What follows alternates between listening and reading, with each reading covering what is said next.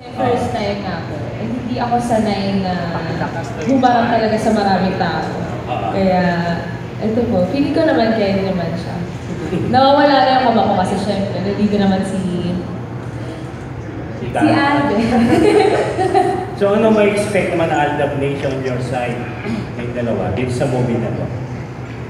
Kilig pa more. Okay, iba yung nakikita sa TV, iba yung nakikita sa movie. Opo, ito po kasi bigger screen. So, yung kilig po nila mas bigger. Saka literal. Literal. Saka ibang character na po kasi yung ginagawa namin dito. Basta feel good movie lang po talaga. Maraming kilig moments po. And may mga konting in relation siya sa Kalisele, pero very light lang. Okay. Mostly, iikot po yung love story ni Ana and Dolly. So kung iba to, may sa Kalisele wala kayong kissing scene. Dito ba may kissing scene na kayo?